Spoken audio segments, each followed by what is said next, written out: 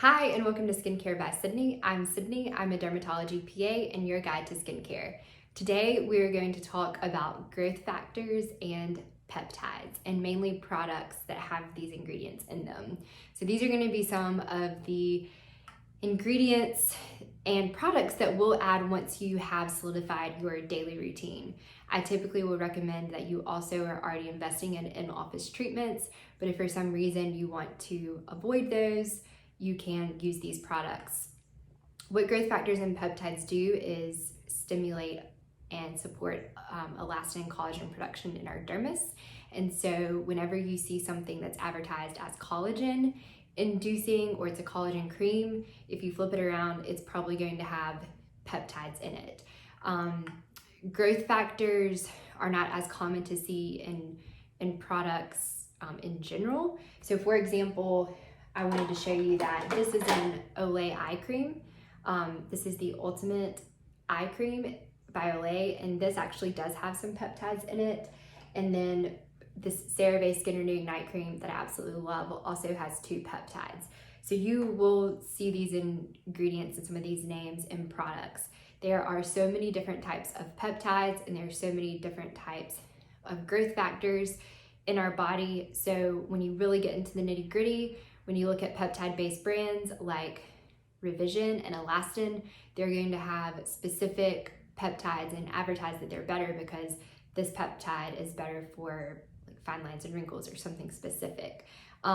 So we're not going to get that deep into what kind of peptides you're going to find in over-the-counter drugstore products and then peptides in the medical grade. In general, they're just going to be more concentrated in the medical grade, and that's what you're paying for. So peptides and growth factors help our skin heal and repair itself. And so this is all because of sun damage. The number one thing that UV rays do is actually like compromise and change our cellular DNA. And so microneedling is a wonderful way to induce that collagen production and set up the body's natural healing process. But peptides and growth factors are something that you can do topically to also help.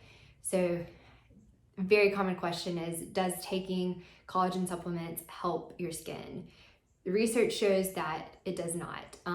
You can see improvement in your nail and hair health, but to actually help with collagen production in the skin, an oral supplement isn't going to cut it, just based off the research that we have now.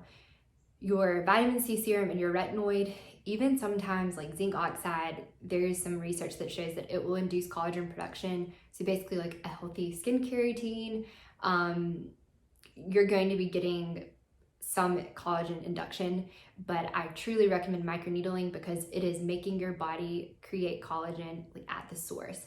Anytime we damage the skin, when our body heals itself, it produces collagen. So the next level skincare, and this is what will talk to people that are in their 40s and 50s and onward, if you want to invest in a peptide product, or particularly peptide serum or growth factor product, you're going to look at spending about $150 to $200. And so I'm going to talk about some of the most common ones that you're going to see on the market. And a common question I get is, are these worth it? So when we're talking about growth factors, there are 2 brands. The TNS Serum is one, by SkinMedica, is one that we're asked about a lot. And this is a growth factor based brand. It actually does have a few peptides in it. The ZO also has a growth factor serum, and it has a few peptides in it as well. What you're going to see with peptide based brands, which I want to show you, Alastin and Revision. So I've been trying the Revision Revox and the Alastin Restorative Skin Complex. So these are peptide based brands. They have like 8 peptides in them, whereas growth factor based brands have mainly the growth factor and like a few peptides. The main difference between the SkinMedica growth factor and the ZO growth factor is the source of the growth factor. So this is a human derived growth factor that you find in SkinMedica. ZO has a plant-based growth factor. So plants are really interesting because the way that they protect themselves from the sun can also be beneficial to us. So a lot of the ingredients that you'll see in skincare, particularly Alastin, has some in their products that protect you from the sun and from hyperpigmentation, but it's all derived from a plant-based technology. And I love plants too. So I love this marriage of plants and skincare. So anyway, this is the growth factor serums are something that you can add maybe in your 40s or 50s. I'm in my 30s, and sometimes I'm like, why not just go ahead and throw on a growth factor serum? But it really comes down to price. And so make sure that you have your daily skincare routine and that you have your in-office treatments. And then this is something that you can add on top of that. A lot of these brands have specific technology that is like with their specific ingredients. So you'll find that with ZO and with SkinMedica. And then with Alastin, they have something called Tri-Hex technology, which basically attacks and prevents and protects our elastin and collagen in 3 different ways. And so it's unique in that. I just wanted to point out, like with Alastin, you'll find Tri-Hex technology in several of their products. So the question is, what's the difference in getting it in a serum and a moisturizer? And just remember that a serum is the most potent form of any ingredient.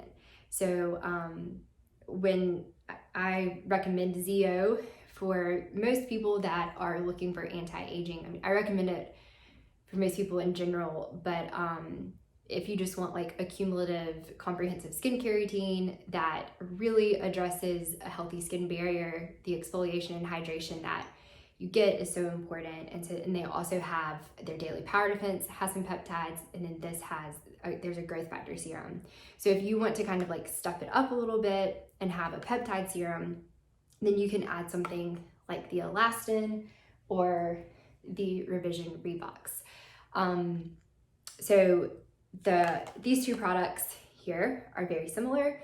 One thing that you'll see in the Revox is it has something called GABA, and this is an inhibitory neurotransmitter that we have in our brains.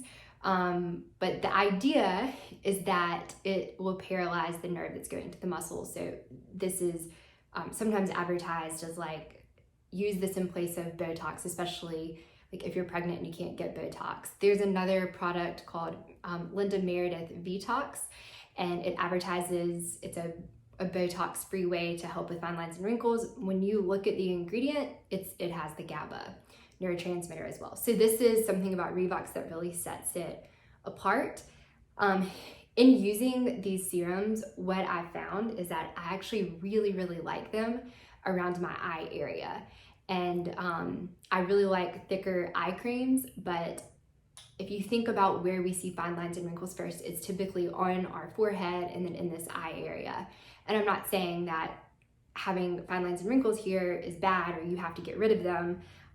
Just a note is that in trying the peptide serums, I really think they feel really good around the eye area. So I kind of like concentrate them there, and then we'll put a moisturizer on my face and put my eye cream on. So again, these are products that you're kind of using for the long term.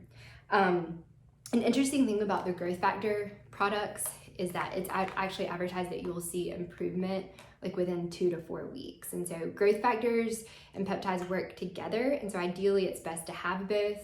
Peptides are going to be smaller and be able to penetrate deeper.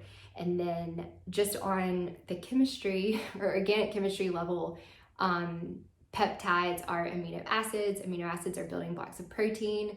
Collagen and elastin are proteins. And so that's where peptides come in as far as like the theory of how it helps us induce our collagen production. So I wanted to just talk a little bit about this. This is an Alastin product. It's their moisturizer. So it also has the Tri-Hex technology in it. If you're using, if you kind of like stick to one brand and use all of their products, you are hitting different steps. But for example, with Alastin, you're getting Tri-Hex technology in several different of their products.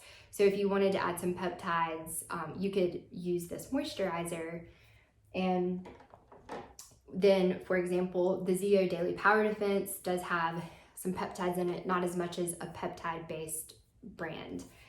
And I wanted to touch on Revision's Intellishade because remember I said Revision's a peptide-based brand.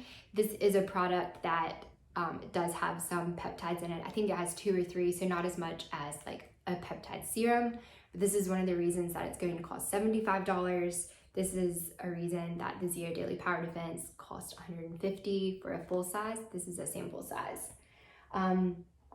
Also, I wanted to point out, this is a ZO sunscreen with primer, and the price of this is around the $70 range, just like the Revision Intellishade.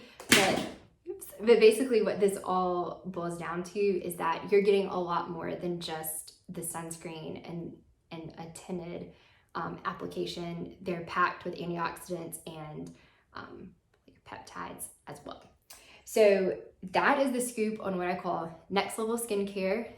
Once you've gotten your daily routine down, you're doing your in-office treatments, if you want to take it to the next level, then these are some options. These are also really great options for if you're pregnant or breastfeeding or planning on becoming pregnant, because they're extremely great for our skin and they're also safe in pregnancy. So you can take out your retinoid and then throw some peptides and growth factors in.